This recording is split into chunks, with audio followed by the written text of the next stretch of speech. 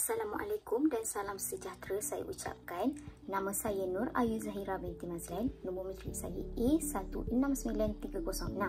Saya merupakan pelajar tahun akhir program Linguistik di Fakulti Sains Sosial dan Kemanusiaan. Saya juga merupakan pelajar di bawah bimbingan Dr. Junaini Kasdan.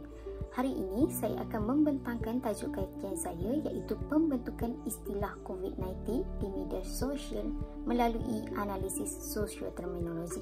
Baiklah, saya akan memulakan pembentangan di bahagian pengenalan. Pada tahun 2020, negara Malaysia telah dikejutkan dengan satu virus jahat yang digelar COVID-19 telah tersebar ke seluruh negara.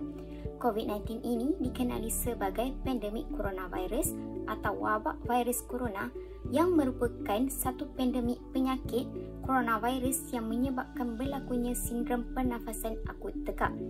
Virus ini mula dikesan pada pertengahan Disember 2019 di bandar China Wuhan dan telah ditakrif sebagai pandemik oleh Pertubuhan Kesihatan Sedunia pada 11 Mac.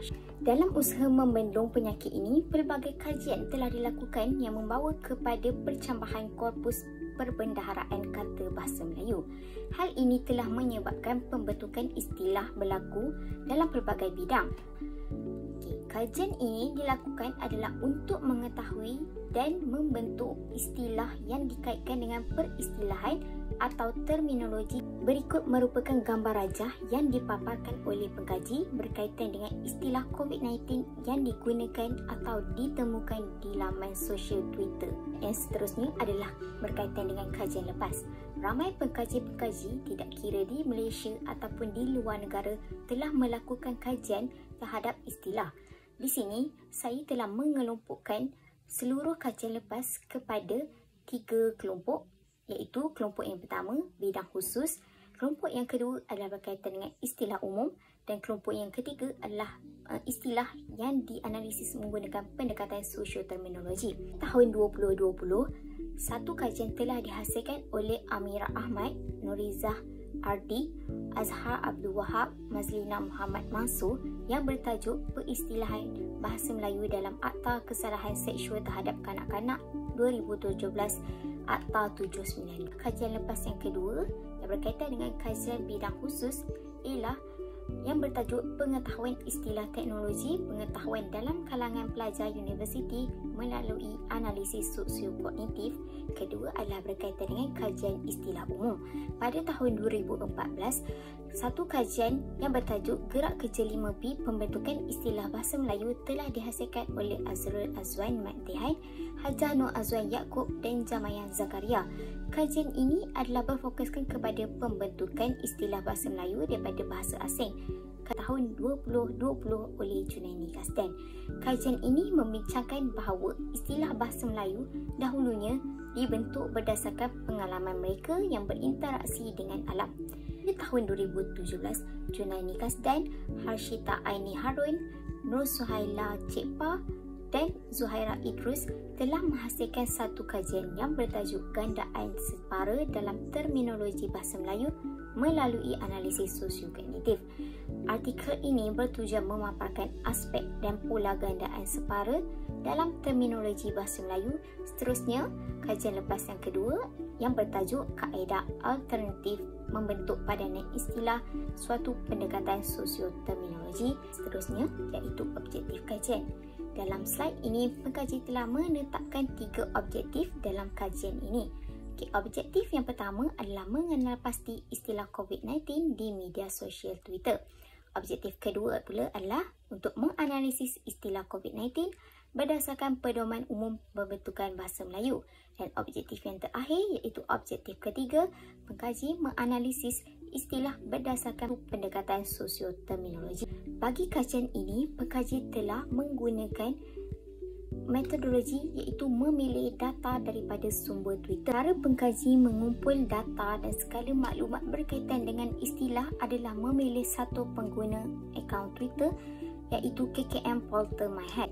Dan kajian yang dijalankan adalah selama 4 bulan bermula daripada 1 September 2020 sehingga 28 Februari 2021. Dalam kajian ini, pengkaji telah menemukan sebanyak 62 istilah COVID-19 yang merangkumi istilah lama dan juga istilah baru yang digunakan secara aktif oleh KKM. Istilah ini telah dipilih dan dibuat perbandingan dengan DBP.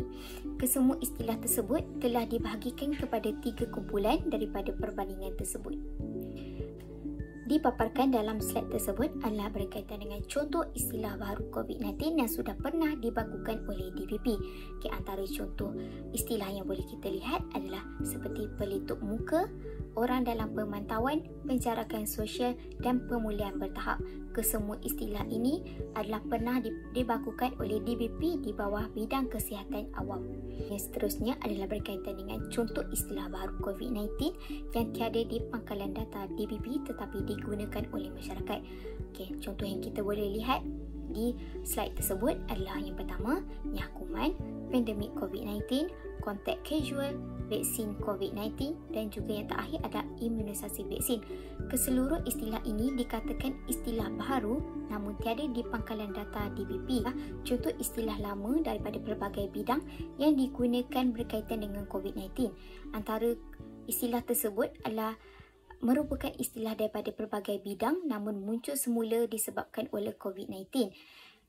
Antara contoh yang kita boleh lihat adalah norma baru, barisan hadapan dan ujian swab. Kajian yang seterusnya adalah berkaitan dengan analisis istilah baru COVID-19 berdasarkan Pedoman Umum Pembentukan Bahasa Melayu 2004. Tujuan penggunaan pedoman ini adalah supaya memastikan fenomena perkataan yang diperkenalkan dapat disebar dan diterima pakai oleh masyarakat. Pedoman ini telah menggariskan beberapa cara proses pembentukan bahasa Melayu itu harus dibentuk. Antara contoh cara pembentukan istilah bahasa Melayu adalah melalui cara penterjemahan, yang kedua adalah penyerapan dan yang ketiga adalah gabungan iaitu penterjemahan dan juga penyerapan. Yang keempat adalah singkatan. Hasil kajian objektif kedua ini mendapati sebanyak 22.5% adalah istilah dibentuk melalui penterjemahan dan yang kedua 22.5% juga istilah yang dibentuk melalui proses penyerapan. Yang ketiga adalah gabungan iaitu istilah yang dibentuk melalui proses gabungan, penterjemahan dan juga penyerapan. Dan yang terakhir adalah akronim, sebanyak 0.4% istilah yang telah dibentuk melalui akronim. Menurut Timmerman, sosioterminologi bermaksud kajian tentang terminologi yang berkaitan dengan kebiasaan penggunaan dalam kalangan masyarakat. Yang pertama adalah awalannya. Awalannya yang ditemukan digunakan oleh KKM Portal My Health dalam akaun Twitternya adalah istilah nyakuman. Namun setelah diteliti dan disemak di pangkalan data DBP, nyakuman tidak mempunyai padanan yang merujuk kepada istilah bahasa Melayu namun digunakan oleh masyarakat secara meluas. Pada umumnya, istilah ini dibentuk daripada awalannya yang digabungkan dengan kata nama. Yang seterusnya adalah istilah tepat yang merujuk kepada konsep. Istilah penjarakan sosial telah ditukar kepada penjarakan fizikal. KKM telah memaklumkan pertukaran ini di laman rasmi Twitternya. Dalam konteks ini, kita dapat lihat istilah COVID-19 yang dibentuk oleh masyarakat dan mengapakah istilah tersebut ditukar kepada istilah baru. Menurut Pertubuhan Kesihatan Sedunia, untuk mengamalkan penjarakan sosial bermaksud menjaga jarak sekurang-kurangnya 1 meter iaitu 3 kaki antara diri sendiri dengan orang lain. Istilah ini ditukar adalah supaya dapat membantu masyarakat untuk lebih memahami konsep istilah itu dibentuk. Jadi, penjarakan sosial telah ditukar kepada penjarakan fizikal yang di mana memerlukan jarak fizikal antara seseorang dengan seseorang yang lain. Istilah lain yang melalui pendekatan analisis sosioterminologi adalah akronim COVID-19. 3S iaitu sempit, sesak dan juga sembang dekat yang mempunyai padanan istilah daripada akronim 3C. kesimpulan yang dapat dibuat daripada kajian ini adalah fenomena penularan penyakit COVID-19 di negara Malaysia telah menyebabkan kemunculan istilah baru yang membawa kepada perkembangan korpus bahasa Melayu. Berdasarkan perbincangan, dapat dirumuskan istilah memainkan peranan penting dalam menjelaskan makna konsep, namun pembentukannya adalah perlu berasaskan kepada pedoman umum pembentukan bahasa Melayu. Melalui analisis sosioterminologi, jelas bahawa istilah mempunyai berkaitan rapat dengan masyarakat kerana istilah diwujudkan bersesuaian dengan pemahaman masyarakat. Sekian sahaja daripada saya. Terima kasih.